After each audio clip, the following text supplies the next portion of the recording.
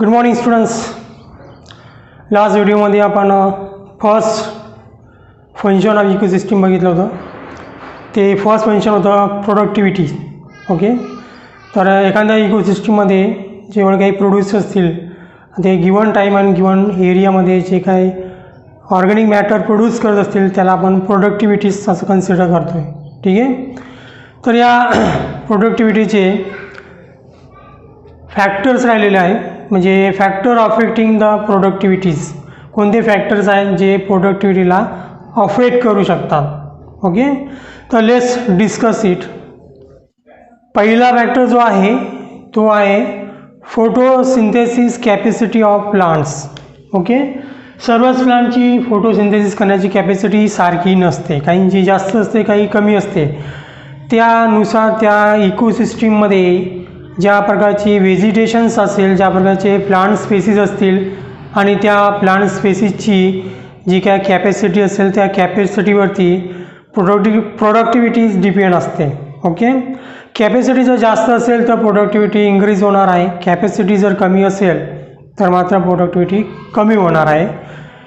याच्या व्यतिरिक्त मग तिथे कोणतेही फॅक्टर किती प्रमाणामध्ये उपलब्ध असो किंवा नसो, ऑप्टिमम कंडिशन जरी असेल, फेवरेबल कंडिशन जरी असेल, पण ओन प्लांटची जर कॅपॅसिटी ही जर लो असेल, फोटोसिंथेसिस कॅपॅसिटी लो जर असेल तर मात्र प्रोडक्टिव्हिटीसुद्धा लो राहणार. ठीक आहे. सेकंड फॅक्टर आहे availability of light. Light is most important for the photosynthesis. Without light plant can not be perform the photosynthesis. Okay, photosynthesis होण्यासाठी लाईटची आवश्यकता आहे. लाईटची इंटेन्सिटीसुद्धा इम्पॉर्टन्स आहे. ठीक आहे, प्रत्येक रिजनमध्ये, प्रत्येक भागामध्ये, जसं की ट्रॉपिकल रिजन असेल, टेम्परेट रिजन असेल, आर्कटिक अँटार्क्टिक रिजन असेल, या ठिकाणी वेगवेगळ्या ठिकाणी वेगवेगळी लाईट इंटेन्सिटी प्रेझेंट असते किंवा लाईट अवेलेबिलिटी वेगवेगळी असते. जरी प्लांटमध्ये फोटोसिंथेसिस कॅपॅसिटी जास्त असेल पण तिथे लाईट जर कमी अवेलेबल असेल, ड्युरेशन जर तो लाईटचा जो कमी असेल तर तिथे मात्र सुद्धा प्रोडक्टिव्हिटीसुद्धा कमी असणार. लाईट कॅपॅसिटी किंवा लाईट अवेलेबिलिटी जास्त असेल तर मात्र प्रोडक्टिव्हिटीसुद्धा जास्त राहते. त्याचंच रिझन्स असं आहे की जे काही ॲन्युअल NPP आहे, नेट प्रायमरी प्रोडक्टिव्हिटी आहे, ती टेरेस्ट्रियलची जास्त आहे as compare to the aquatic ecosystem. Okay, कारण की ॲक्वॅटिक इकोसिस्टीममध्ये वरच्या लेअरपर्यंत जिथपर्यंत लाईट पेनिट्रेट होतं आहे, पोहोचतो आहे, तिथेच फोटोसिंथेसिस होऊ शकते. पण लँडवरती मात्र सर्व ठिकाणी लाईट अवेलेबल असते, त्यामुळे जेवढाही एरिया असेल त्या पूर्ण एरियामध्ये फोटोसिंथेसिस होते, त्यामुळे तिथे नेट प्रायमरी प्रोडक्टिव्हिटी ही जास्त राहते, जी आपण सांगितली होती 115 टन्स बिलियन टन्स. ओके, आणि ॲक्वॅटिक इकोसिस्टीमची जी आहे ती म्हणली 55 बिलियन टन्स. ओके, तर झाला सेकंड फॅक्टर. ओके, तिसरं फॅक्टर म्हणजे soil nutrients. Okay, soil nutrients जर चांगल्या प्रमाणात प्रेझेंट असतील तर त्या ठिकाणी प्रोडक्टिव्हिटी वाढणार आहे. कारण की ज्या ठिकाणी सॉईल न्यूट्रिशन चांगले असतील तिथे प्लांटची प्रमाण जास्त असणार आहे, जास्त प्लांट ग्रो करतील आणि जास्त प्लांट असतील तर जास्त प्रोडक्टिव्हिटीसुद्धा होणार आहे. ठीक आहे, तर सॉईल न्यूट्रिशन फार इम्पॉर्टन्स आहे. त्याच्यामध्ये कार्बन, न्यूट्रिशन, फॉस्फरस या सर्व प्रकारचे जे इम्पॉर्टंट न्यूट्रियन्स आहेत, जे प्लांटसाठी इम्पॉर्टंट आहेत, ते सर्व अवेलेबल आहेत किंवा नाही ते सुद्धा याच्यामध्ये डिपेंड्स आहेत. ठीक आहे. चौथा फॅक्टर आहे टेम्परेचर. टेम्परेचर, मॉइश्चर, एअर, जे काही सर्व काही क्लायमॅटिक फॅक्टर्स आहेत, हे क्लायमॅटिक फॅक्टरसुद्धा इम्पॉर्टंट आहे फॉर द प्रोडक्टिव्हिटीसाठी. ठीक आहे, ही जर ऑप्टिमम पर्सेंटेजमध्ये किंवा कॉन्सन्ट्रेशनमध्ये जर प्रेझेंट असतील तर मात्र प्रोडक्टिव्हिटीचा जो रेट आहे तो मात्र इन्क्रीज राहील. ठीक आहे, पण त्याच्यापेक्षा कमी असेल किंवा त्यापेक्षा जास्त जर असेल, ऑप्टिममपेक्षा जर जास्त असेल तर मात्र प्रोडक्टिव्हिटी काय होणार आहे, डिक्रीजच होणार आहे. ठीक आहे, मॅक्झिमम टेम्परेचरला सुद्धा प्लांट फोटोसिंथेसिस करू शकणार नाही आहे. ठीक आहे, आणि लो टेम्परेचर जर असेल तरीसुद्धा फोटोसिंथेसिसचा रेट डिक्रीजच होणार आहे, ज्याचा परिणाम म्हणून प्रोडक्टिव्हिटी डिक्रीज होणार आहे. ऑप्टिमम टेम्परेचर असेल किंवा मॉइश्चर जर असेल तर फोटोसिंथेसिसला ते फेवरेबल असते. ठीक आहे, खूप लेस जर मॉइश्चर जर असेल तर, ड्रायनेस जर असेल तर त्याच्यामध्ये सुद्धा प्लांट फोटोसिंथेसिस करू शकत नाही. तर हे फॅक्टर्स आहेत जे responsible for the affecting the productivities. Okay, तर प्रोडक्टिव्हिटीचे फॅक्टर्स आपण बघितले, त्याचबरोबर या टॉपिकशी रिलेटेड जे काही टर्म्स आहेत काही टर्म्स आपल्याला सुद्धा इथे माहीत असणं गरजेचं आहे. त्या टर्म्स एकदा बघून घेऊया. तर स्टुडंट्स काही टर्म्स आपल्याला माहीत असणं गरजेचं आहे, इम्पॉर्टन्स आहे. त्याच्यावरती डायरेक्ट क्वेश्चन्स आपल्याला नीटमध्ये विचारला जातो आहे. तर एक्झॅक्टली डिफरन्सेस आणि मिनिंग आपल्याला माहीत असणं गरजेचं आहे, त्याच्यामध्ये कन्फ्युजन होण्याची फार शक्यता असते. तर पहिली जी टर्म्स आहे ती म्हणजे डेट्रिव्हरस.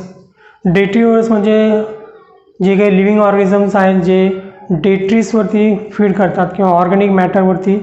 डेट्रीस लिटर कचरा, झाडाचा किंवा ॲनिमलचा जो कचरा असतो त्याला डिकम्पोज करण्याचं काम किंवा डेट्रीज करण्याचं काम जे ॲनिमल करतात त्यांना डेट्रिव्हरस म्हणतात.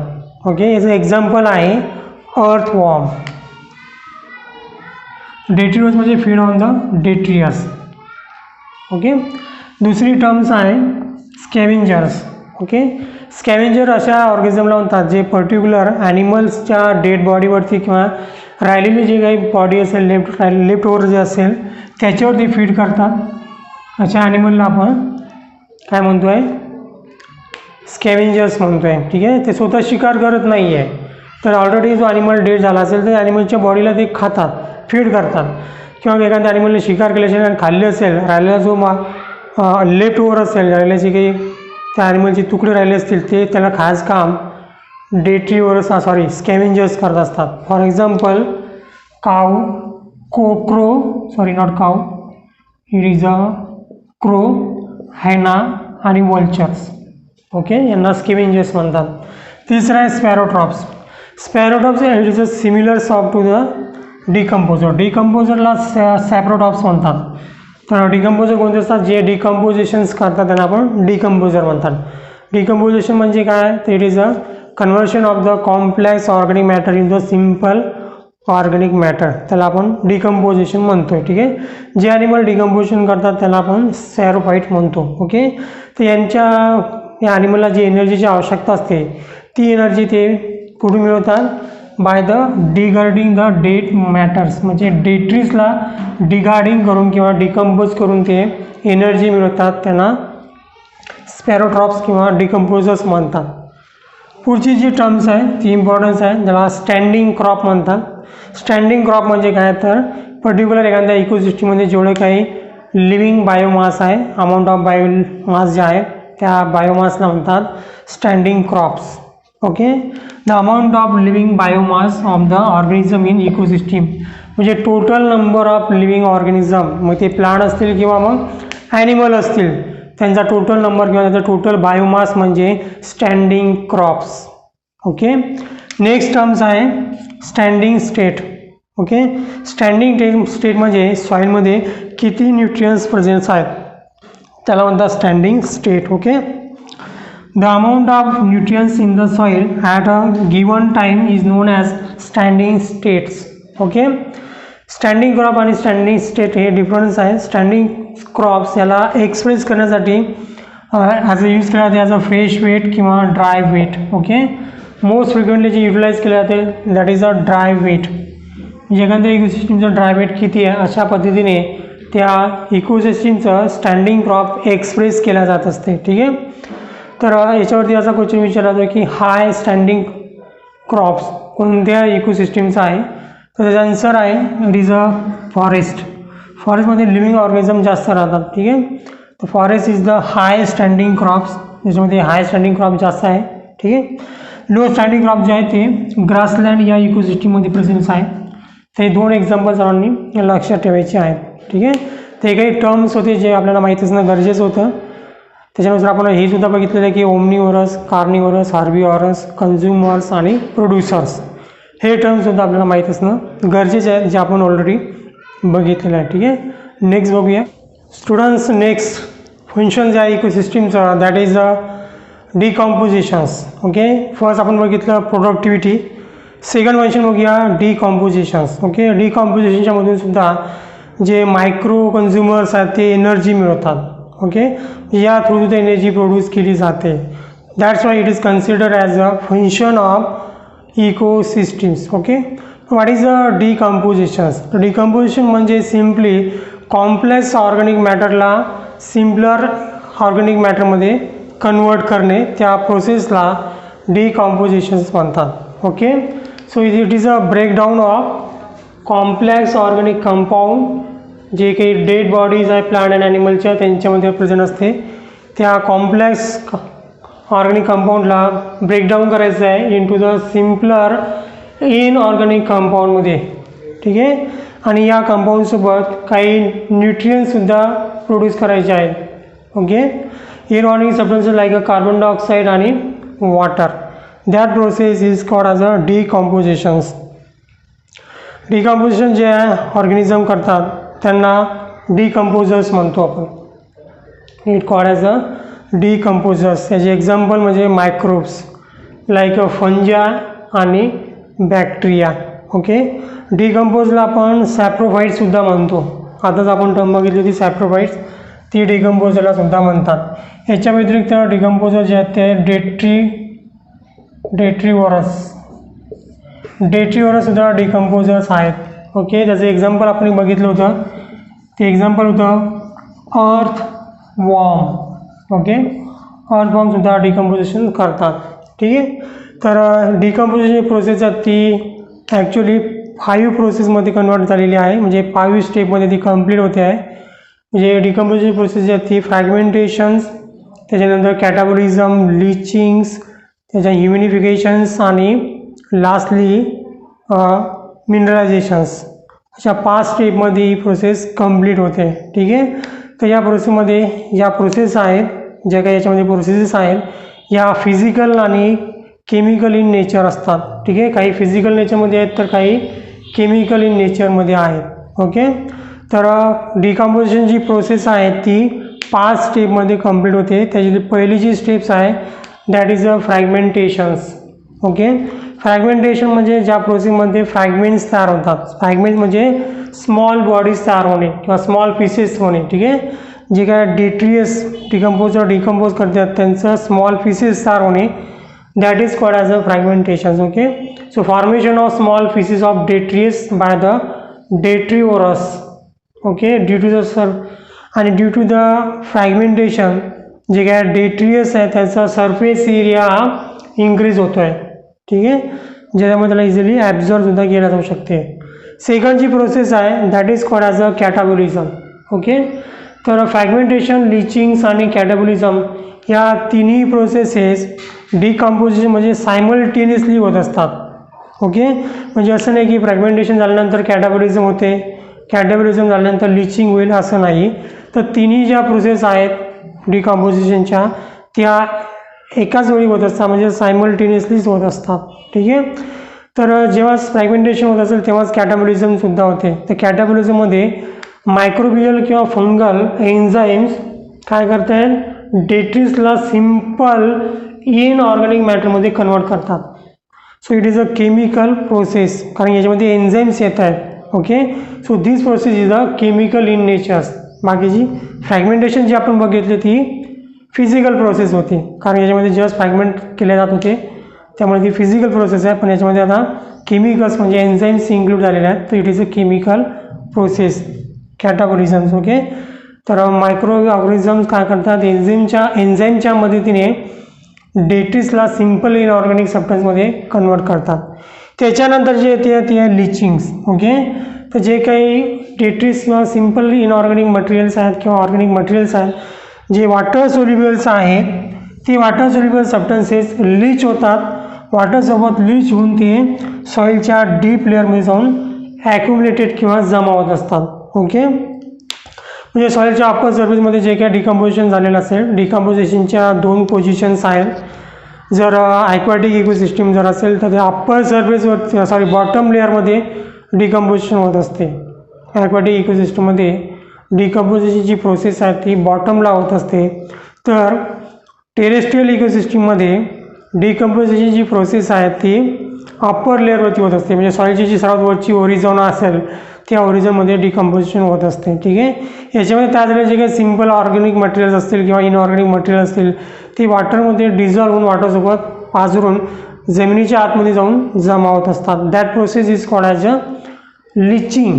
ओके, म्हणजे लीच होणे, पाण्यासोबत खाली वाहत जाणे आणि जिथे कुठे ते जमा होतं लोअर लेअरमध्ये. ठीक आहे, तर जे काय डिकम्पोजिशनमुळे तयार झालेले जे काही मिनरल्स असतील किंवा ऑर्गॅनिक मटेरियल असतील ते इतके डीपर्यंत जातात की जे प्लांटसाठी अवेलेबल राहत नाही.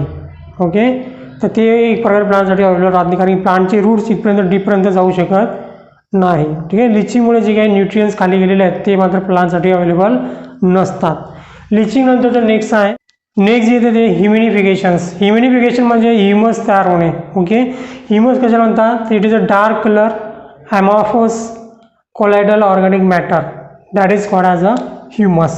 ओके, ज्याचा कलर डार्क आहे आणि तो अमॉर्फस आहे, म्हणजे त्याला कोणत्या प्रकारची मॉर्फोलॉजी किंवा शेप नाही आहे, कोलॅयडल इन नेचर आहे, ऑर्गॅनिक मॅटर आहे, that is called as a humus.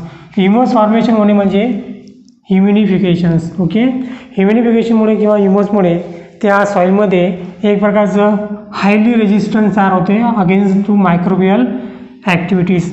म्हणजे ह्युमसमध्ये तयार झालेले जे काही मिनरल्स असतील किंवा न्यूट्रिशन्स असतील ते मात्र मायक्रो ऑर्गॅनिझमकडून युटिलाइज केल्या जाऊ शकत नाही आहे. म्हणजे त्या सॉईलमध्ये ते तसेच राहतात अनयुटिलाइज झालेले, म्हणजे ते अवेलेबल राहतात फॉर द प्लांट्स. ओके, म्हणजे प्लांटला ते अवेलेबल राहू शकतात.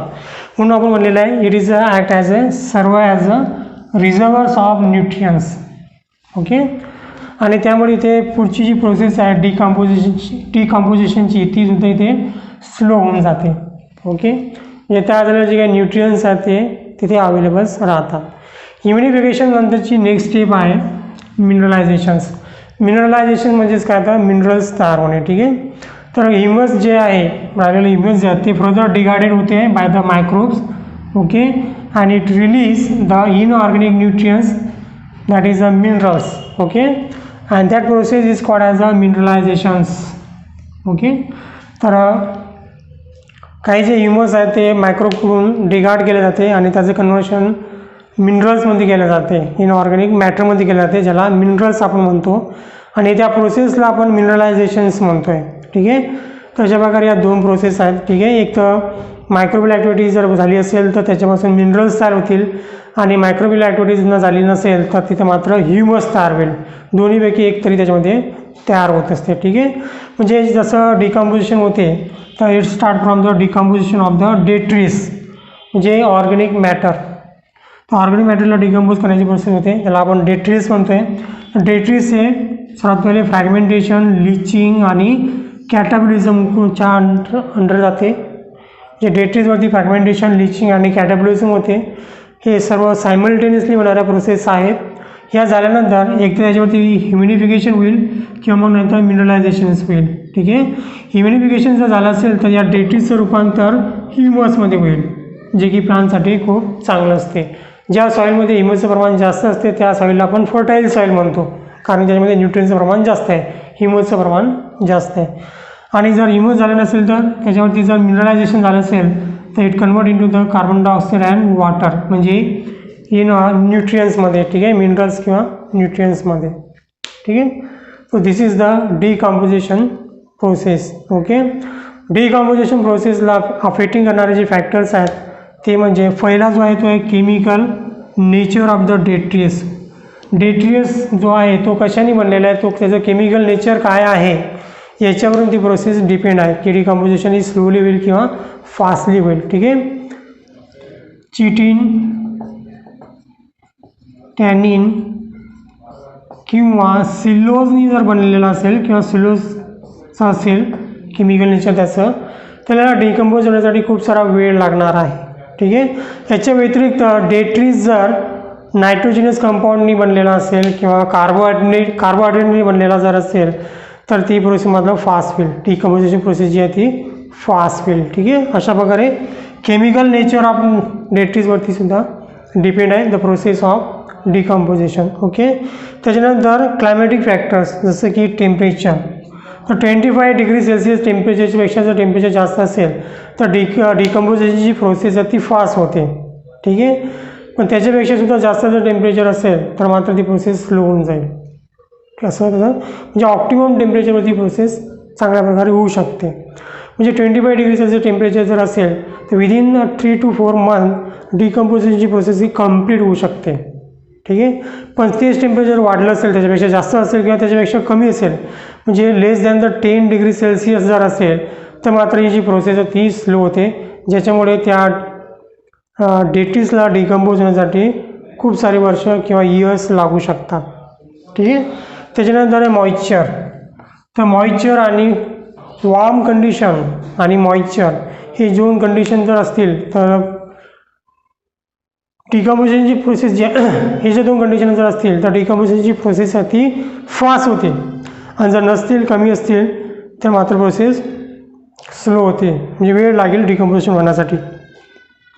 त्याच्यानंतर एरिएशन्स. एरिएशन जर कमी झालं असेल, रिड्यूस द एरिएशन, तर मात्र मायक्रोबियल ॲक्टिव्हिटीज कमी होतील आणि मायक्रोबियल ॲक्टिव्हिटीज जर कमी झाल्या असतील तर मात्र डिकम्पोजिशनसुद्धा स्लो होऊन जाईल. ठीक आहे. ते aeration is important for the decompositions. Okay. Next point आहे सॉईल pH. ओके. सॉईलचा pH जर ॲसिडिक जर असेल तर त्याच्यामध्ये डेट्रिओरस यांची ॲक्टिव्हिटीसुद्धा कमी होते, त्याचबरोबर मायक्रोऑर्गॅनिजची ॲक्टिव्हिटीसुद्धा कमी होते. ठीक आहे. तीच जर सॉईलचा pH हा जर न्यूट्रल असेल किंवा स्लाइटली अल्कलाईन जर असेल तर मात्र मायक्रोबची आणि डेट्रिओरसची ॲक्टिव्हिटी वाढते, ज्याच्यामुळे डिकम्पोजिशन प्रोसेस ही फास्ट होते. ठीक आहे. तर soil pH is also responsible for the decompositions. तर आज आपण बघितलं डिकम्पोजिशन्स, जे की एका इकोसिस्टीमचं फंक्शन आहे. ओके. नेक्स्टला बघूया next factor, that is a energy flow in the ecosystems.